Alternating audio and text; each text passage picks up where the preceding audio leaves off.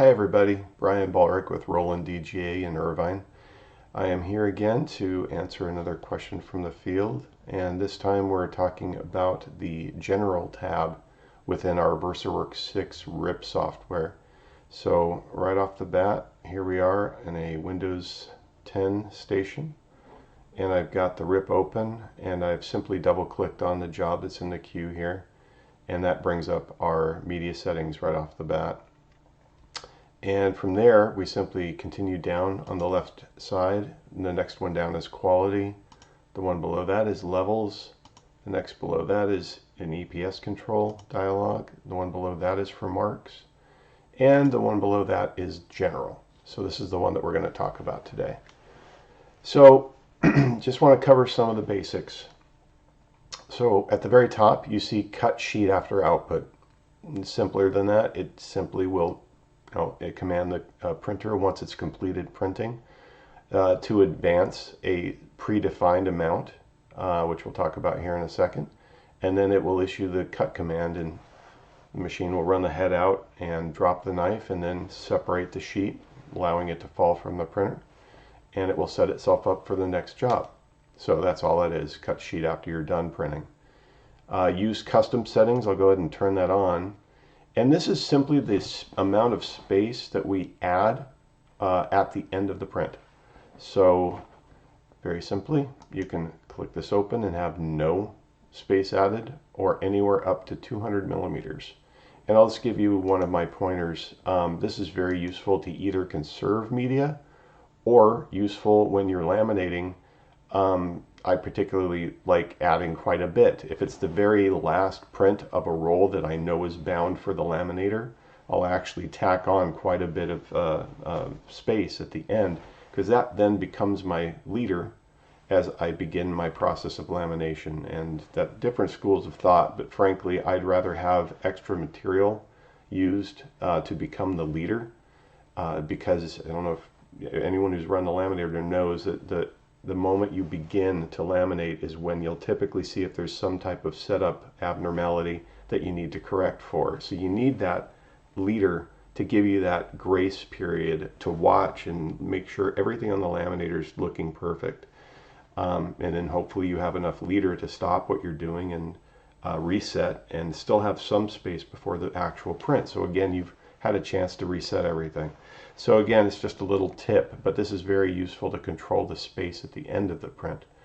Another little tip here is I usually use a space of about 30 millimeters, and that is especially true if I'm doing multiple runs of jobs, one behind the other, that are made for print lam cut.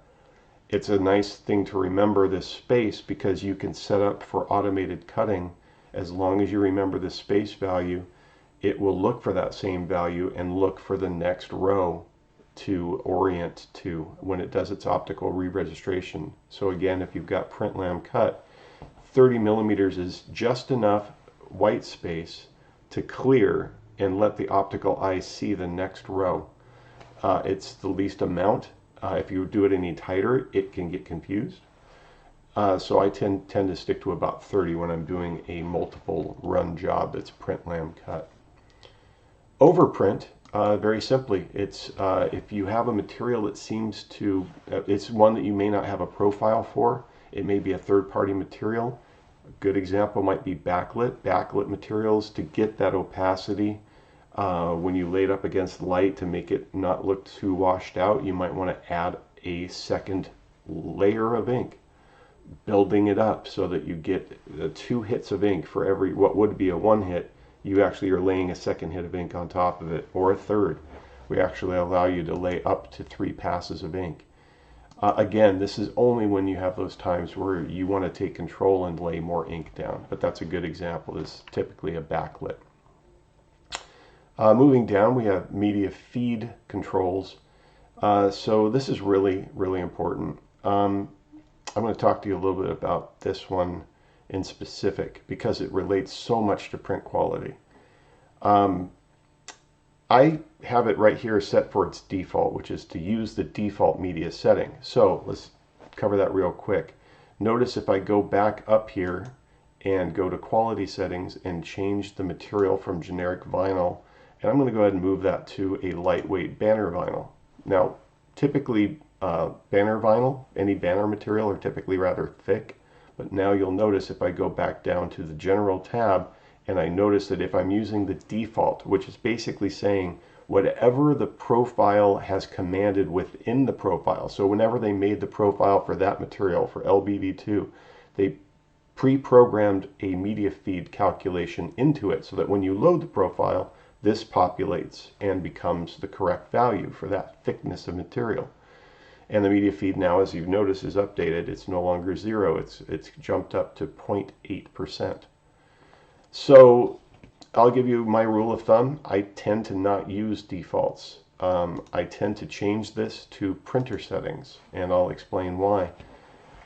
Media feed has everything to do with the thickness of the material. So what we're doing is this is a computation concerning the thickness and the way that we drag material. Because we pinch material using our pinch wheels and drag it through, as the material gains thickness, we have to change the value of how much per pass that we need to advance the material so that that next pass is exactly where it needs to be to make a beautiful print that doesn't have overlapping bands, ones that are laying on top of each other, or worse, ones that are too far apart and actually showing white space between them. This is that control. So by selecting printer settings, this is where to be at a printer, I would use, what I use is actually the print head cleaning test. And I look at the adjoining blocks of color to see what that gap is. And I can make adjustments on the printer very simply through the command structure on the front menu. It's about two clicks away, and you start increasing the value or decreasing the value. And I would print that print several times, always watching for that perfect position where I'm not seeing a white space between the two blocks of color, and I'm not seeing an overlap where they're laying on top of each other, creating a dark line. So that is my way of doing it. The main reason? It's not just the fact that the material is thicker, it can have everything to do with how well the material is traveling through the printer. This may sound crazy, but different materials drag differently. In this case, we're talking about a banner material. I know for a fact that it has a somewhat of a rough backside. It's not a smooth paper finish like a lot of materials are. And when that comes in contact with the machine on its way in, it can actually drag quite a bit. And worse yet, sometimes you can't rely on the preset value. You literally have to test that material to know its feed characteristics. You have to test it every roll. And this is what I do. When I print, I will take a roll, and when I load it, I will run through that process. It doesn't take long. It only takes about a minute. And you're checking that media feed cal to literally get the correct value for this instance. And it's critical. Once you've got a media feed set, you're now getting bands showing up exactly where they should be. And that is just that critical for a good looking print. So again, your options here, the default, which will take into account the one that's pre-programmed, or if you choose, you could put in a custom value here that you just know. If by memory I know this material and I prefer it to be having a feed cal of this, and you feel comfortable doing that, enter it here. Alternatively, you use the printer settings, and that's my personal favorite. Moving on. Other controls. So we're going to fly this open and we're going to take a look at custom controls. So right off the bat, we've got vacuum power.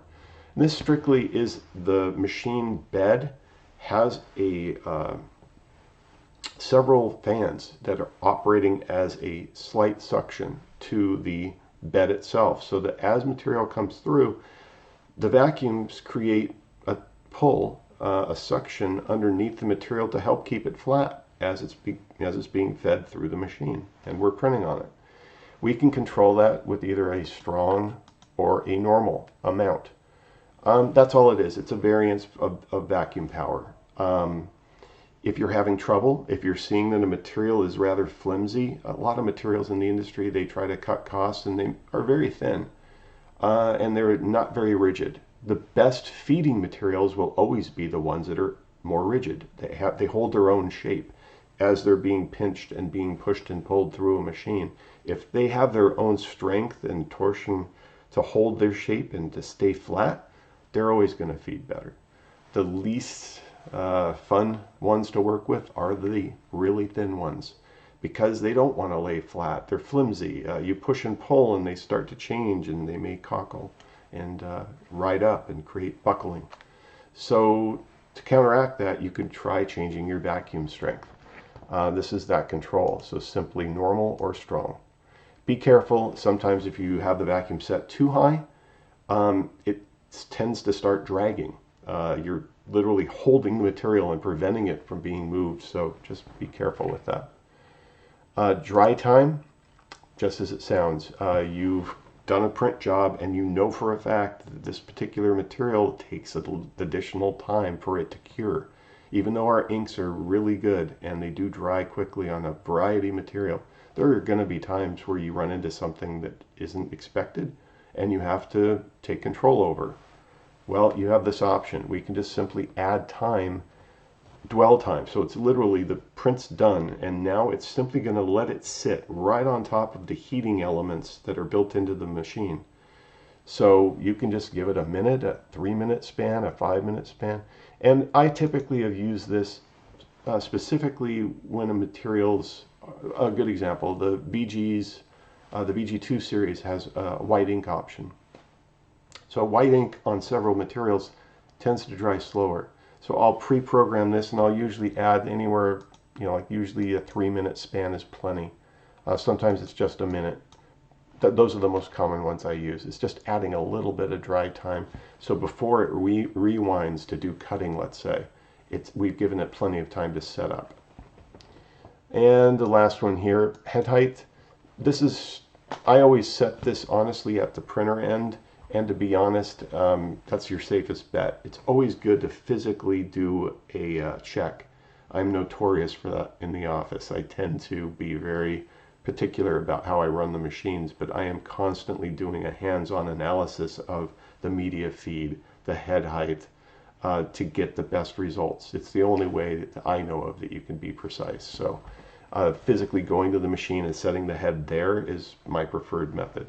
If you choose to, you could command the machine through this to set for a height. However, just so you know, it is a manual operation. So whatever I set here, let's say if I set it for high, so I'll change this and I'll go to high, and I send this job, and the machine happens to be at a low head height, it'll simply beep and ask for your help, and it'll say, please move head to position high, and then it will continue the job.